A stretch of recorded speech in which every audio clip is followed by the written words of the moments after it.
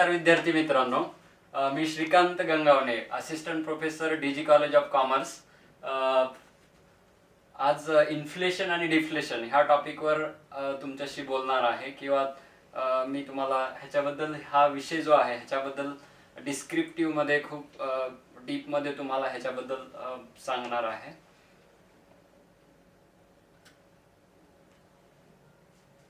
आपल्या लेक्चर मध्ये हे कंटेंट असते.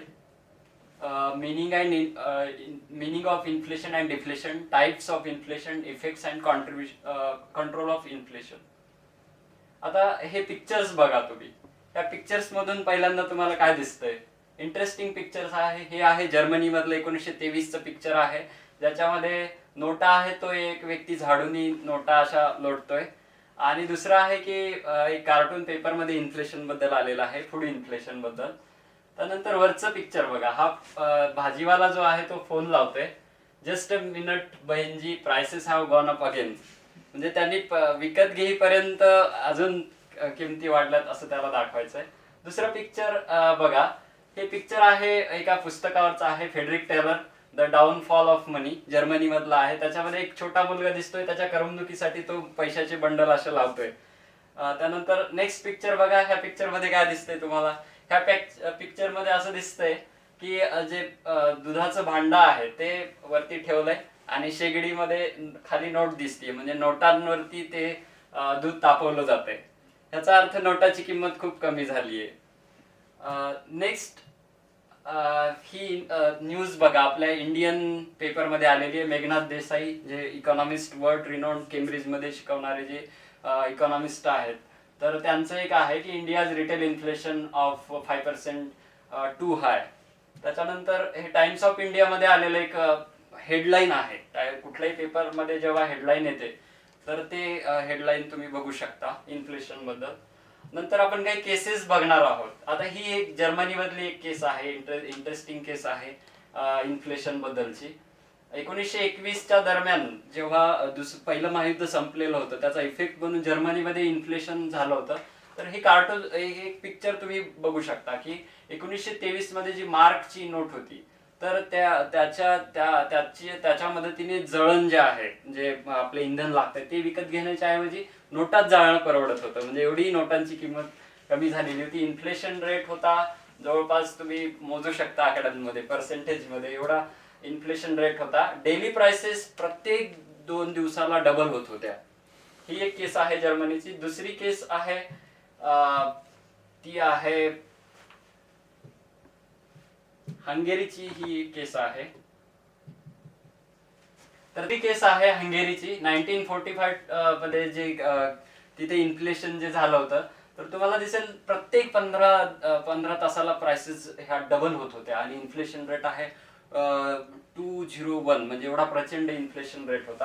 आता आपण तिसरी केस हिस्ट्रीमध्ये बघूया.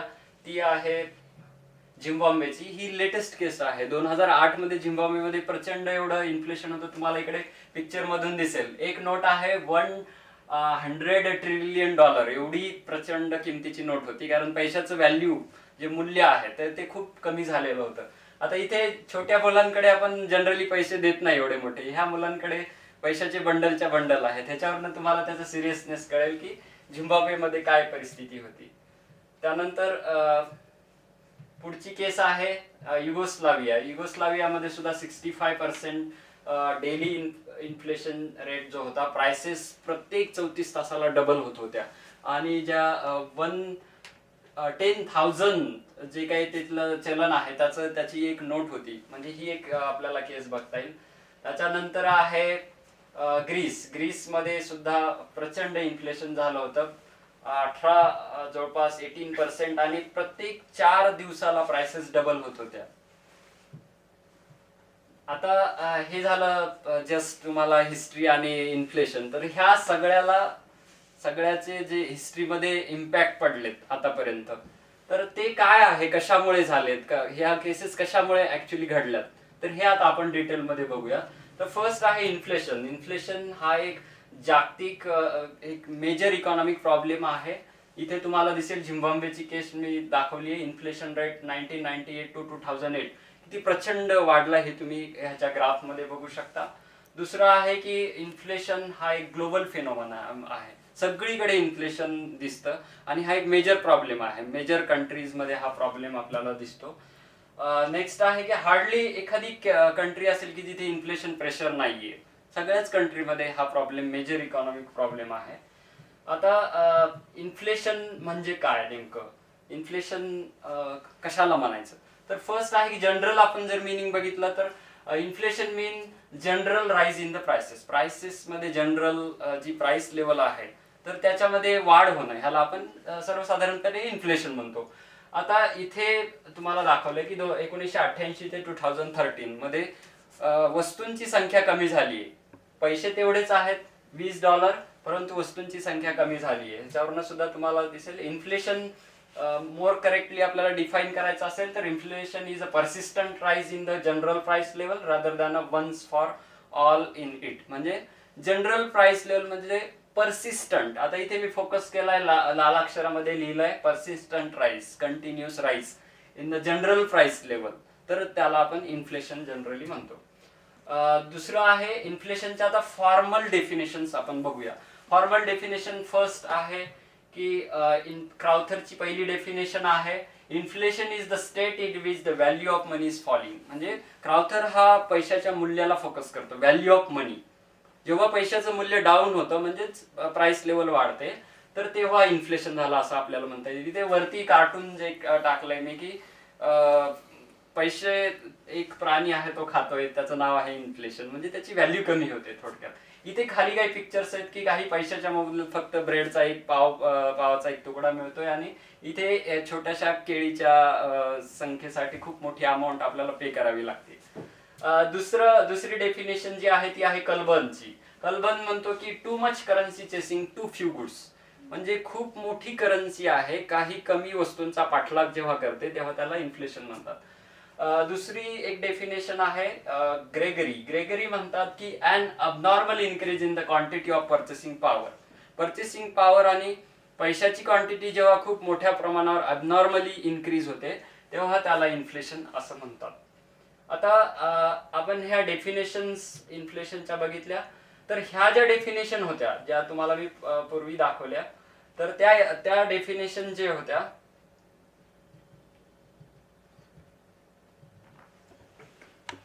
अगोदरच्या जे डेफिनेशन्स होत्या तर त्या आपण बघितल्या की जास्त फोकस करतात पैशाच्या क्वांटिटीवर, सप्लाय ऑफ मनी. म्हणजे पैशाचा सप्लाय इकॉनॉमीमध्ये वाढला की इन्फ्लेशन होता, अशा त्या डेफिनेशन फोकस करणाऱ्या होत्या मागच्या स्लाइडमध्ये. परंतु ह्या स्लाइडमध्ये पहिली डेफिनेशन आहे जॉन मेनार्ड केन्स यांची. तर जॉन मेनार्ड केन्स काय म्हणतात की इकॉनॉमीमध्ये फुल एम्प्लॉयमेंट जे असते त्याच्या पलीकडे जर डिमांड वाढली तर इन्फ्लेशन होतं. म्हणजे rise of the price level after the full employment level. आता फुल एम्प्लॉयमेंट म्हणजे काय, फुल एम्प्लॉयमेंट म्हणजे इकॉनॉमीतले रिसोर्सेस जे आहेत ते फुली एम्प्लॉयड होणं आणि त्याच्यानंतर जर ऍग्रिगेट डिमांड वाढली तर डिमांडचं प्रेशर येऊन इन्फ्लेशन वाढतं असं केन्स म्हणतो. त्यालाच त्यांनी ट्रू इन्फ्लेशन म्हणलं. बाकीचे जे इन्फ्लेशन आहे तर त्याला तो पार्शियल किंवा हाफ इन्फ्लेशन असं संबोधतो. त्यानंतर पिगूची एक व्याख्या आहे. पिगू म्हणतो की money income is expanding more than in proportion to income earning activity. म्हणजे इन्कम अर्निंग ऍक्टिव्हिटी म्हणजे कंटिन्युअसली गुड्स अँड सर्व्हिसेस तयार होत असतात इकॉनॉमीमध्ये. त्याच्या पलीकडे जर त्याच्यापेक्षा जास्त जर मनी इन्कम जर वाढलं म्हणजेच मनी सप्लाय वाढला तर इन्फ्लेशन होऊ शकतं. तर ह्या दोन्ही डेफिनेशन ज्या आहेत तर त्या फोकस करतात. इथे तुम्हाला दाखवलं की फुल एम्प्लॉयमेंट जो आहे, ऍग्रिगेट सप्लाय कर्व आहे त्याच्यापेक्षा ऍग्रिगेट डिमांड वाढतीये. ऍग्रिगेट म्हणजे सप्लाय कर्व हा उभा झालेला आहे म्हणजे त्याच्या पलीकडे गुड्स अँड सर्व्हिसेस वाढू शकत नाहीत, म्हणजे फुल एम्प्लॉयमेंटची स्थिती आहे ती. केन्सचा तो ऍग्रिगेट सप्लायचा कर्व आहे. त्याच्या पलीकडे ऍग्रिगेट डिमांड इकॉनॉमीमध्ये वाढली तर मग इन्फ्लेशन होता असं केन्स म्हणतो. पिगू म्हणतो की त्याच्यापेक्षा इन्कम अर्निंग ऍक्टिव्हिटी पेक्षा जर जास्त वाढली, इन्कम जर लोकांकडे गेलं किंवा मनी इन्कम जर जास्त झालं तर इन्फ्लेशन होतं असं पिगू म्हणतो. ह्या दोन्ही व्याख्या आहेत. तर त्या मनी इकॉनॉमीतल्या ज्या गुड्स अँड सर्व्हिसेस आहेत तर त्याच्यावरती फोकस करतात, ऍक्च्युअल प्रोडक्शनवरती. आणि अगोदरच्या डेफिनेशन ज्या आहेत तर त्या मनी सप्लायवरती फोकस करतात. आता आपण इन्फ्लेशनचा मिनिंग बघितला. आता आपला टॉपिकचा दुसरा भाग आहे डिफ्लेशन. आता आपण कम्पॅरेटिव्हली बघूया डिफ्लेशन म्हणजे काय आणि इन्फ्लेशन म्हणजे काय थोडक्यात. आता हे दोन पिक्चर तुम्ही बघा. पहिल्या पिक्चर मध्ये इकॉनॉमी जहाज दाखवलंय आणि ते पाण्यात बुडतंय, आणि इकडे दाखवले जपानची केस दाखवली 2% इन्फ्लेशन रेट आहे, त्याच्याही खाली इकॉनॉमी अशी चालली आहे. हे कार्टून तुम्ही बघू शकता. तर ह्या दोन पिक्चरवरून आपल्याला डिफ्लेशनची ही व्याख्या सापडते की deflation is just the opposite of inflation. It is a situation in which prices are declining and leads to a fall in production and growing unemployment. म्हणजे डिफ्लेशन अशी स्थिती असते की त्याच्यामध्ये प्राइसेस ह्या इन्फ्लेशनच्या विरुद्ध बाजूने म्हणजे खाली जाणारे असतात. त्याच्यामुळे काय होतं तर प्रोडक्शन कमी होतं, अनएम्प्लॉयमेंट वाढते. म्हणजे डिफ्लेशन एक्झॅक्टली इन्फ्लेशनच्या विरुद्ध केस आहे. तर हे झालं डिफ्लेशनचा मिनिंग. आता डिफ्लेशनच्या ह्या काही कार्टून्स मी तुम्हाला दाखवल्यात की व्हॉट इज डिफ्लेशन ऍक्च्युअली. तर हे सायकल इकॉनॉमीमध्ये तुम्हाला दिसतं डिफ्लेशनच्या काळामध्ये की पहिल्यांदा प्राइसेस एकदम कमी होतात, त्याच्यानंतर अनएम्प्लॉयमेंट वाढते. हे चक्र सुरू राहतं इकॉनॉमीमध्ये डिफ्लेशनमध्ये. दुसऱ्या बाजूने काही कार्टून्स दाखवलेत युएस इकॉनॉमी खाली खोलात चालली आहे. तर हे डिफ्लेशनचा मिनिंग ह्याच्यावरनं तुम्हाला जास्त समजून येईल. नेक्स्ट आहे की टाइप्स ऑफ इन्फ्लेशन. आता आपण बघूया टाइप्स ऑफ इन्फ्लेशन, कुठल्या कुठल्या टाइपचे इन्फ्लेशन आहे. तर त्याला वेगवेगळ्या आपण बेसिसवरती क्लासिफाय करतो.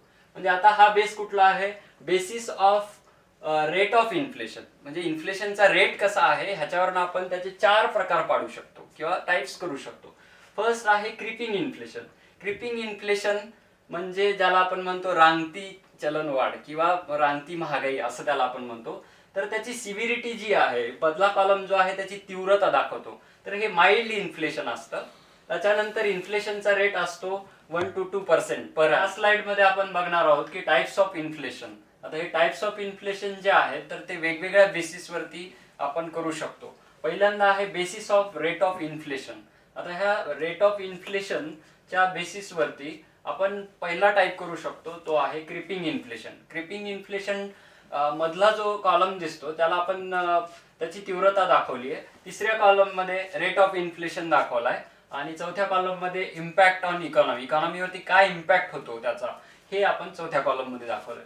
आता पहिल्या कॉलम मध्ये पहिला प्रकार आहे क्रिपिंग इन्फ्लेशन. क्रिपिंग इन्फ्लेशन म्हणजे रांगती चलनवाढ, ज्याला रांगती महागाई असं आपण म्हणू शकतो.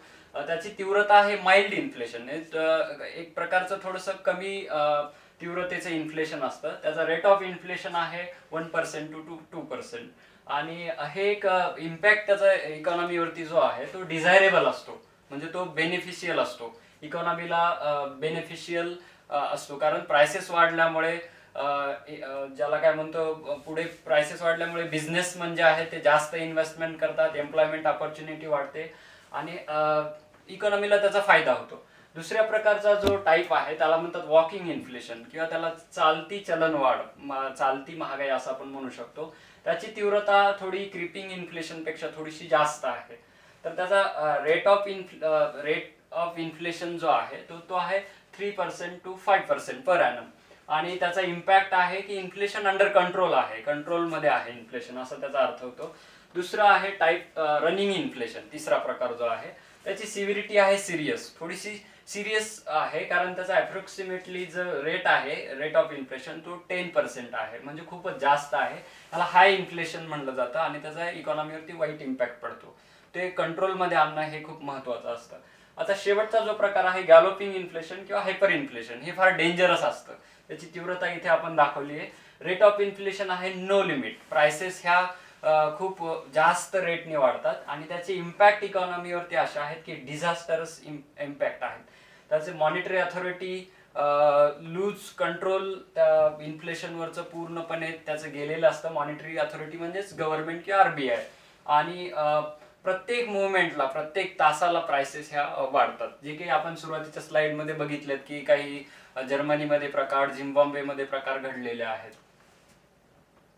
आता आपण दुसरे प्रकार करू शकतो डिमांड फुल इन्फ्लेशन. आता मुख्यतः इन्फ्लेशनचा जो इन्फ्लेशन जे होतं तर त्याच्यामध्ये 2 खूप महत्वाचे घटक कारणीभूत असतात. फर्स्ट आहे ते म्हणजे डिमांड आणि दुसरा आहे सप्लाय. तर पहिला आहे डिमांड. तर डिमांड फुल इन्फ्लेशन म्हणजे ह्या अर्थातच ह्या नावामध्येच असं दिलंय की डिमांड पूल, जे डिमांड वाढल्यामुळे इन्फ्लेशन होतं त्याला डिमांड पूल इन्फ्लेशन म्हणतात. इथे तुम्हाला दाखवले ते इकॉनॉमीमध्ये ऍग्रीगेट सप्लाय आहे, सप्लाय स्थिर आहे म्हणजे प्रोडक्शन स्थिर आहे, परंतु ऍग्रीगेट डिमांड जी आहे ती वाढलेली आहे आणि त्याच्यामुळे इकडे प्राइसेस वाढलेल्या तुम्हाला डायग्राम मध्ये दिसतील. म्हणजे when effective demand for goods and services in an economy exceeds the existing supply of goods and services, goods and services पेक्षा जर डिमांड वाढली तर त्याला आपण डिमांड पुल इन्फ्लेशन असं म्हणतो. आता दुसरा आहे cost push inflation. Cost push inflation म्हणजे कॉस्ट वाढल्यामुळे इकॉनॉमीमध्ये इन्फ्लेशन वाढतं. तर कॉस्ट पुश इन्फ्लेशन मध्ये आपण इकडे डायग्राम मध्ये बघू शकतो की हायर डायरेक्ट टॅक्सेस आहेत, rising food and energy prices आहेत, त्यानंतर वेजेस वाढल्यामुळे म्हणजे थोडक्यात फॅक्टर ऑफ प्राइसेस ज्या, फॅक्टर ऑफ प्रोडक्शन ज्या आहेत तर त्यांच्या किमती वाढल्यामुळे, त्यांच्या प्राइसेस वाढल्यामुळे जेव्हा इन्फ्लेशन होतं तेव्हा त्याला कॉस्ट पुश इन्फ्लेशन असं म्हणतात. आणि तुम्ही इकडे त्याचे बघू शकता की वेगवेगळे शॉक्स दाखवलेत की ह्या शॉक्समुळे कसं इन्फ्लेशन, कॉस्ट पुश इन्फ्लेशन होतं.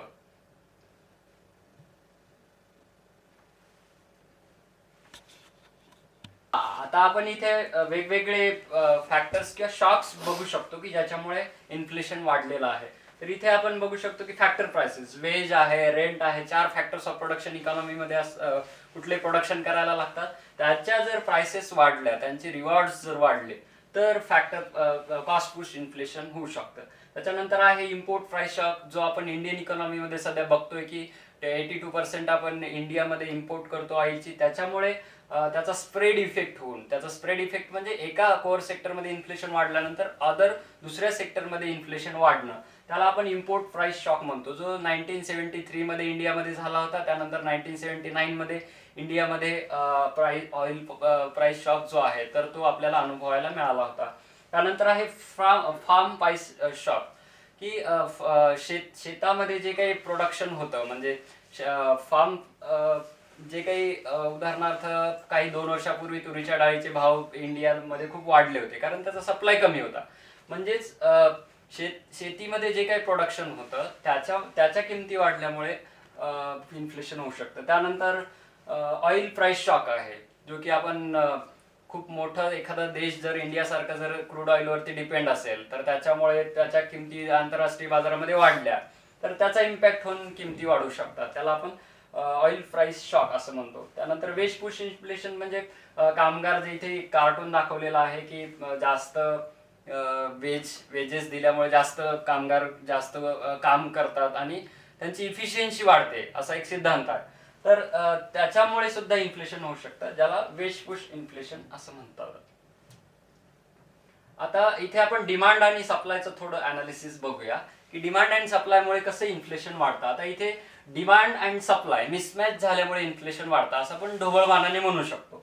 तर फर्स्ट आहे की मी प्राइस चेंज घेतलाय, की प्राइस मध्ये कसा चेंज होतो पहिल्या कॉलम मध्ये, दुसऱ्या कॉलम मध्ये डिमांड घेतली आणि तिसऱ्या कॉलम मध्ये सप्लाय घेतलाय. आता बघा की जेव्हा सप्लाय सेम आहे, इकडचा सप्लाय सेम आहे परंतु डिमांड वाढते तेव्हा प्राइस इन्क्रीज होते. त्याच्यानंतर सप्लाय परत सेम आहे परंतु डिमांड डिक्रीज झाली तर परत किमती कमी होतात म्हणजे इन्फ्लेशन कमी होतं. तिसरं आहे की आता डिमांड आपण कॉन्स्टंट ठेवूया, सप्लाय कमी जास्त झाला तर इन्फ्लेशन कसं कमी जास्त होतं ते आपण बघूया. आता डिमांड सेम आहे, सप्लाय जर डिमांड सेम असताना वाढला तर प्राइसेस डिक्रीज होतात. त्याच्यानंतर जर सप्लाय जर कमी झाला, प्राइस डिमांड जर सेम असताना तर प्राइसेस इन्क्रीज होतात. म्हणजे हा जे डिमांड सप्लाय मिसमॅच आहे त्याच्यामुळे इन्फ्लेशन इकॉनॉमीमध्ये होतं. दुसरं, आता आपण खाली डायग्राम्स दाखवलेत की ह्या डायग्राम मध्ये सप्लाय इन्क्रीज झालाय, डिमांड सेम आहे, त्याच्यामुळे प्राइसेस कमी जास्त कशा होतात हे इथे मी दाखवलंय. त्याच्यानंतर ह्या डायग्राम मध्ये आपण बघू शकतो की डिमांड वाढल्यामुळे आणि सप्लाय कॉन्स्टंट आहे तेव्हा प्राइसेस कशा कमी जास्त होतात हे ह्या स्लाइड मध्ये दाखवलंय. हे सेम पिक्चर आपण दाखवले. आता टाइप्स ऑफ इन्फ्लेशन चे अजून काही प्रकार आपण करू शकतो.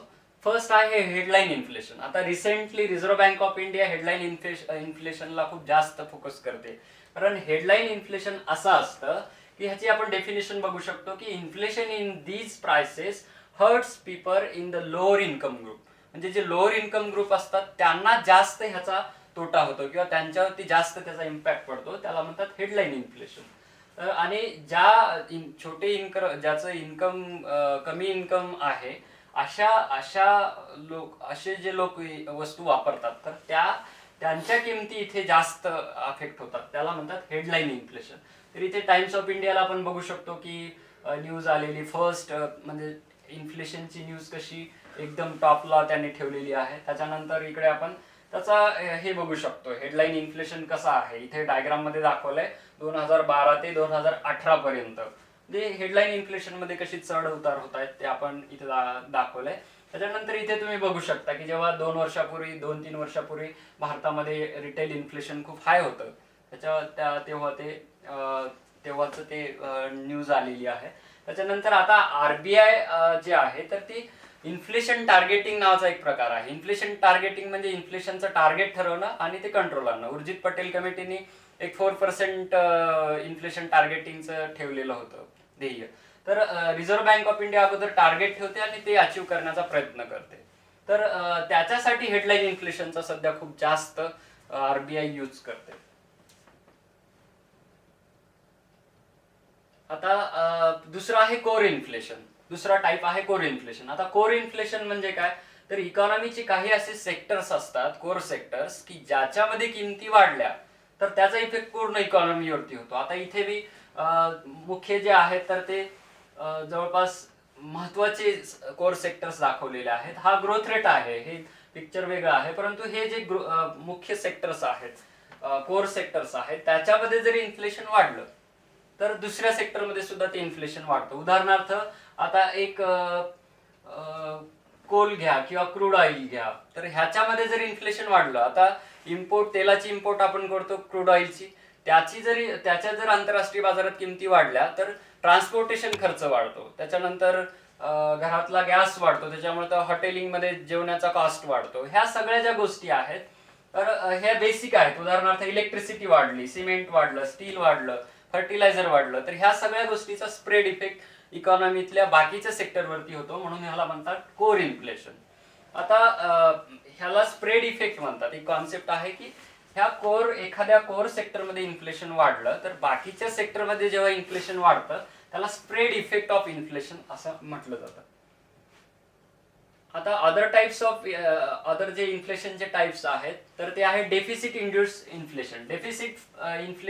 इंड्यूस इन्फ्लेशन म्हणजे काय, तर गव्हर्नमेंटनी जर डेफिसिट ठेवली म्हणजे आहे त्यापेक्षा जास्त बजेटमध्ये खर्च केले, डेफिसिट बजेट जर ठेवलं, तुटीचं अंदाजपत्रक आपण ज्याला म्हणतो, तर त्याच्यामुळे इन्फ्लेशन वाढतं. कारण मनी सप्लाय इकॉनॉमीमध्ये वाढतो आणि त्याचा मल्टिप्लायर इफेक्ट होऊन म्हणजे गुणक परिणाम आपण ज्याला म्हणतो, केन्सनी सांगितलेला की थोडासा खर्च केला तर त्याच्या अनेक पटीने इकॉनॉमीमध्ये पैसे तयार होऊन अनेक पटीने खर्च वाढून त्याचा इम्पॅक्ट एकूण मनी सप्लाय वाढण्यावरती होतो, खर्च वाढण्यावरती होतो, ऍग्रिगेट डिमांड वाढते. ऍग्रिगेट डिमांड वाढली की पुढचं त्याचं इन्फ्लेशनवरती त्याचा इम्पॅक्ट पडतो. त्यालाच किंवा गव्हर्नमेंट काय करतं तर त्याचं बजेट जे आहे त्याच्यामध्ये डेफिसिट असेल, तूट असेल, तर रिझर्व्ह बँक नवीन पैसा छापते आणि गव्हर्नमेंटला जेव्हा देते बॉन्डच्या बदल्यामध्ये तर त्याला डेफिसिट फायनान्सिंग म्हणतात. त्याच्यामुळे सुद्धा इन्फ्लेशन होऊ शकतं.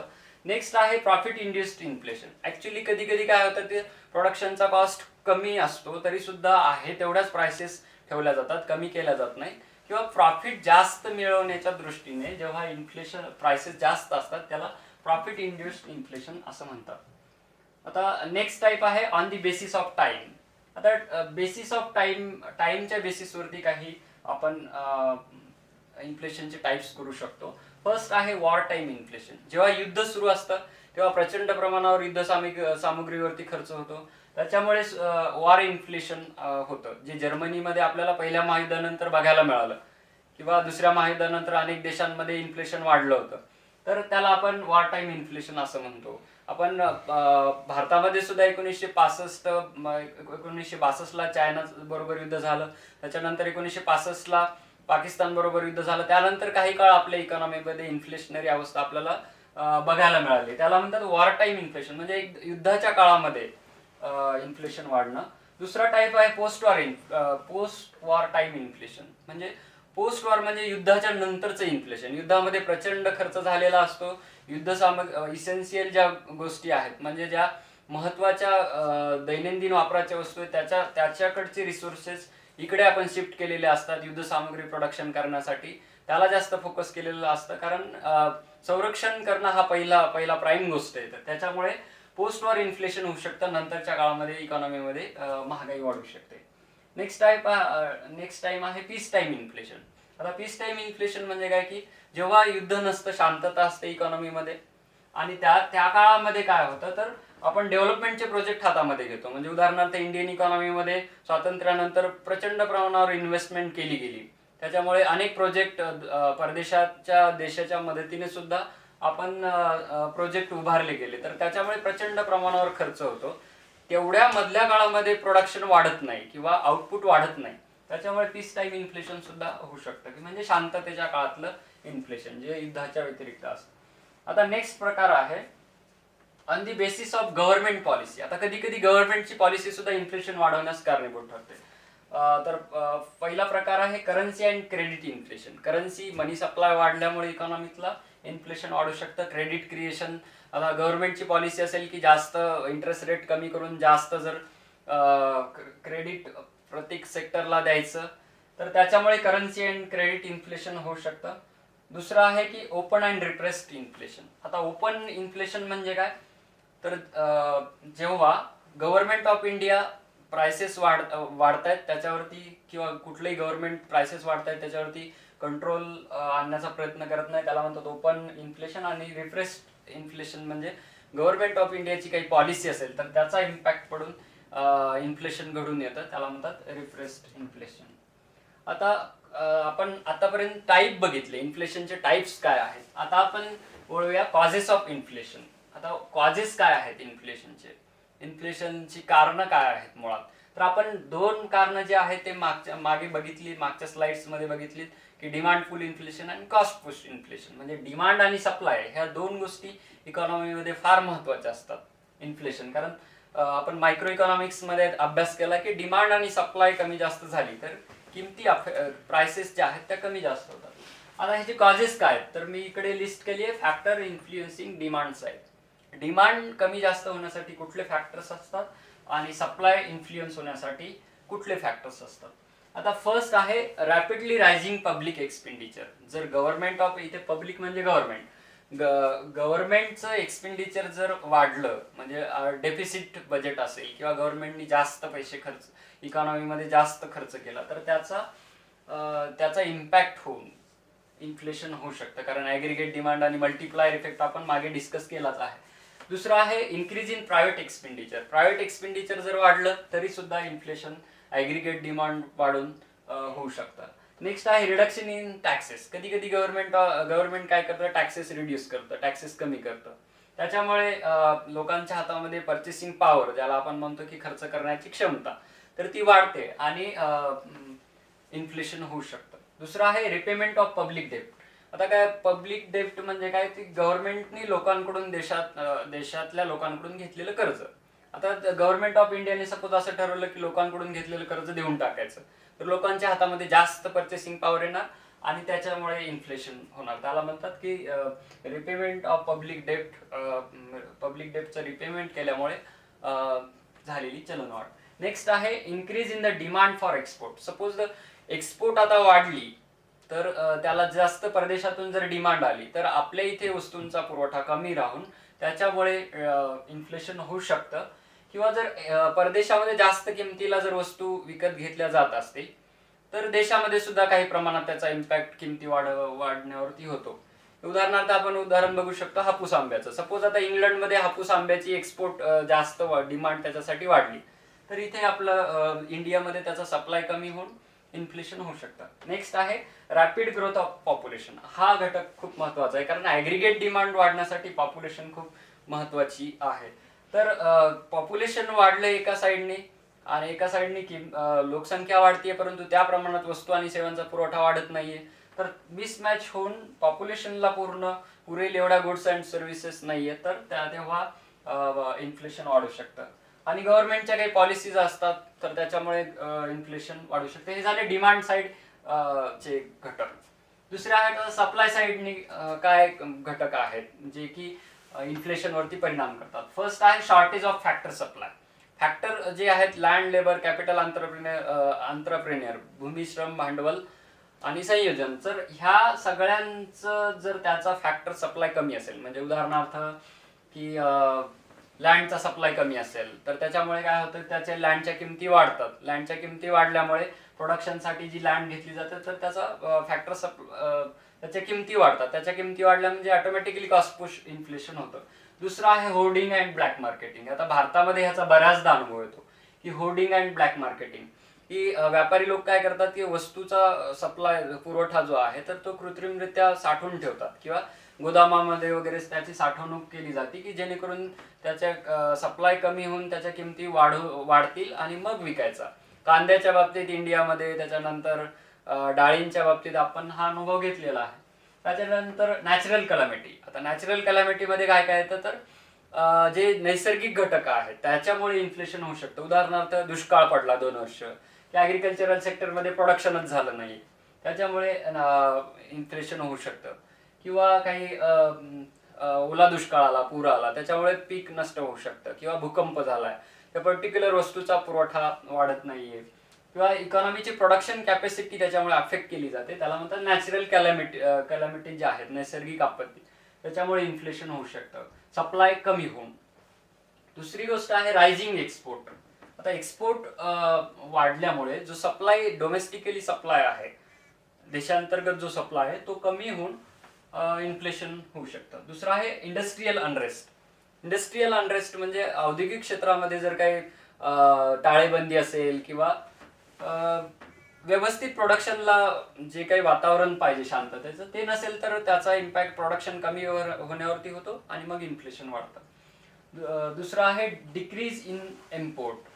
आता इम्पोर्ट डिक्रीज झाल्यामुळे सुद्धा सप्लाय अफेक्ट होतो आणि त्याच्यामुळे इन्फ्लेशन होऊ शकतं. नेक्स्ट आहे गव्हर्नमेंट पॉलिसीज. गव्हर्नमेंटच्या वेगवेगळ्या पॉलिसीज असतात, त्याच्यामुळे सुद्धा सप्लाय इफेक्ट होऊन इन्फ्लेशन वाढू शकतं.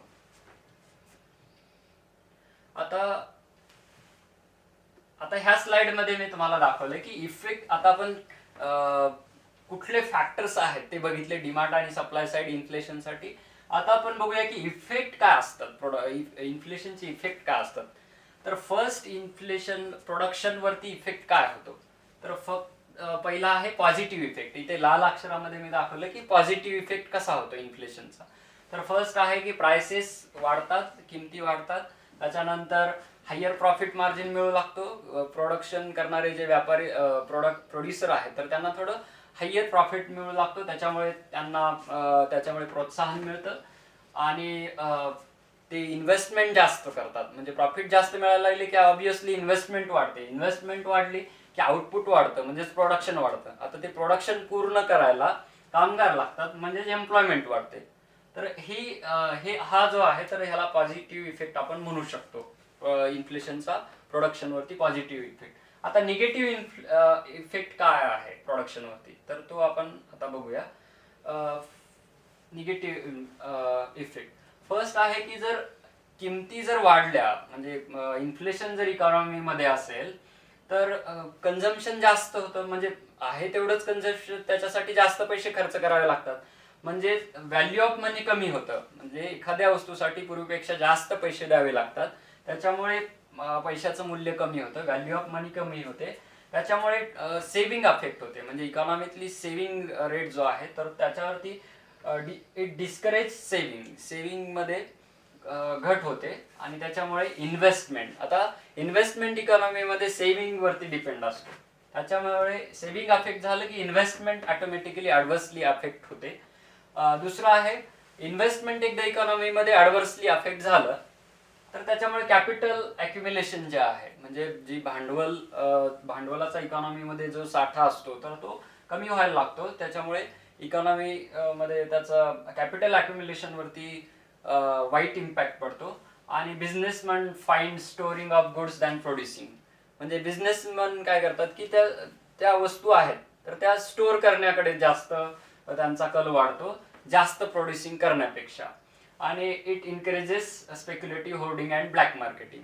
ब्लॅक मार्केटिंग वाढतं, होर्डिंग वाढतं. होर्डिंग म्हणजे असलेल्या वस्तूंचा साठा करून ठेवून वस्तूच्या किमती कृत्रिमरित्या वाढवणं.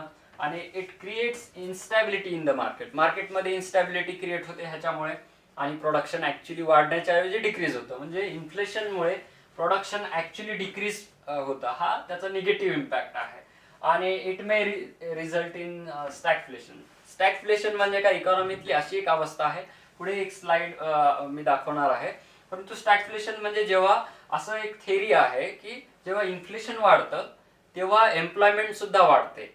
परंतु आता स्टॅगफ्लेशन अशी कंडिशन इकॉनॉमीतली आहे की जिथे इन्फ्लेशन, महागाई आणि अनएम्प्लॉयमेंट, म्हणजे बेरोजगारी आणि महागाई ह्या दोन्ही सोबतच वाढतात, त्याला म्हणतात स्टॅगफ्लेशन. आणि ही फार वाईट अवस्था इकॉनॉमीमध्ये असते, कारण इन्फ्लेशन जरी वाढत असेल तरी त्याबरोबर दुसरा एक पॉझिटिव्ह इम्पॅक्ट असतो, तो म्हणजे एम्प्लॉयमेंट वाढते, ग्रोथ रेट वाढतो. परंतु इथे स्टॅगफ्लेशन मध्ये दोन्ही वाईटच गोष्टी घडतात, बेरोजगारी सुद्धा आणि महागाई सुद्धा, अनएम्प्लॉयमेंट आणि इन्फ्लेशन सुद्धा. आता इथे एक आकृती दाखवली की इन्फ्लेशन वाढत असेल तर स्पेंडिंग पॉवर कमी होते, स्पेंडिंग पॉवर लोकांची कमी होते. इथे effect of inflation on production परत घेतले की inflation can affect the pattern of production also. Pattern of production म्हणजे की काही वस्तूंचंच प्रोडक्शन करणं, डायव्हर्ट होणं प्रोडक्शन पासून एखाद्या वस्तूच्या.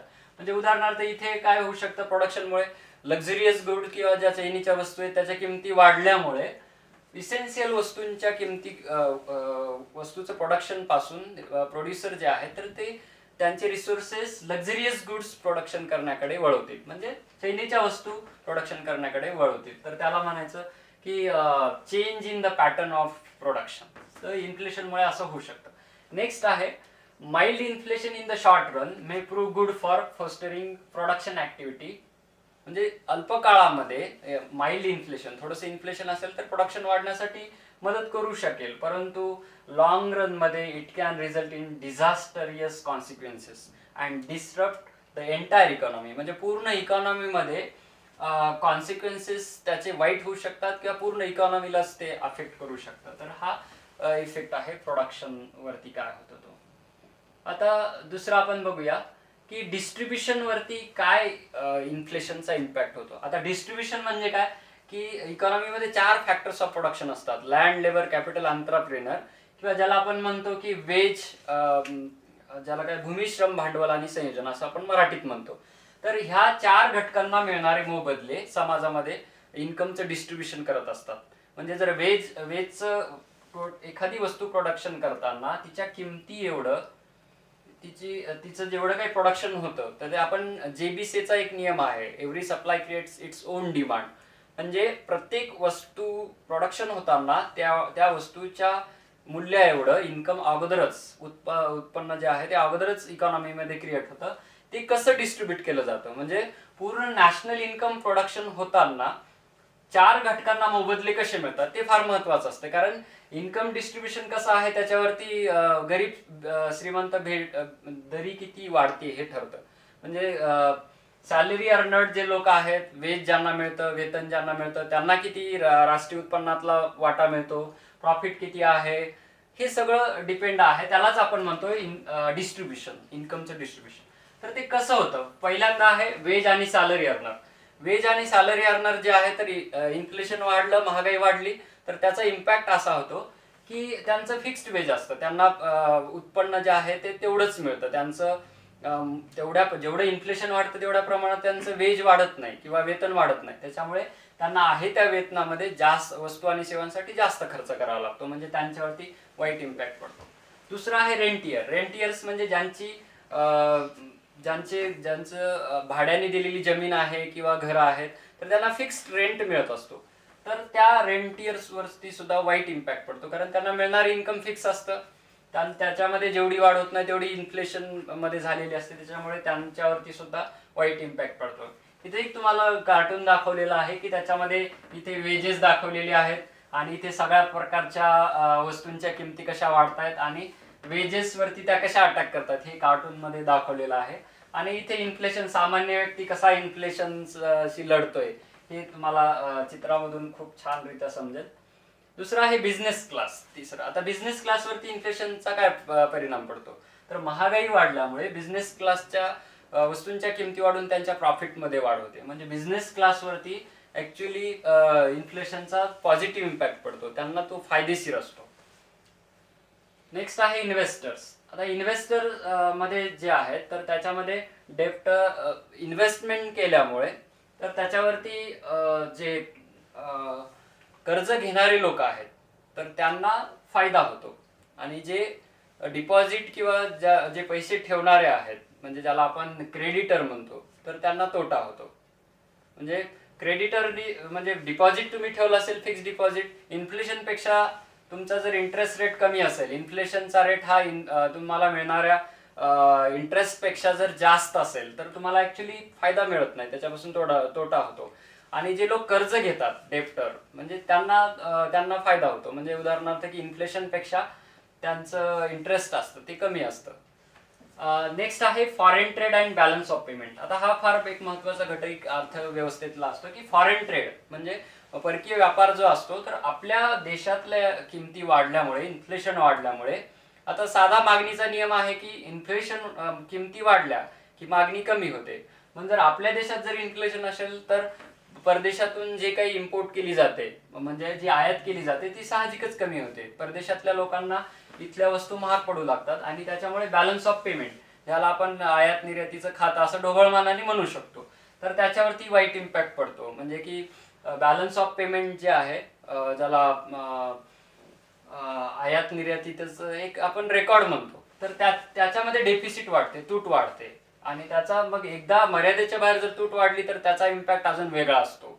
त्याचा एक इम्पॅक्ट आपल्याला रिझर्व्ह बँक ऑफ इंडियाच्या वेबसाईटवरती एक पेपर आहे फेल्स्टीन ह्यांचा, तर त्यांनी खूप मस्त व्यवस्थितरित्या दाखवलंय की जर डेफिसिट वाढली बॅलन्स ऑफ पेमेंट मध्ये तर त्याचा इम्पॅक्ट इकॉनॉमीच्या डेप्ट टू जीडीपी रेशो जो आहे तर त्याच्यावर कसा पडतो आणि इकॉनॉमीला कशी हानी पोहोचते.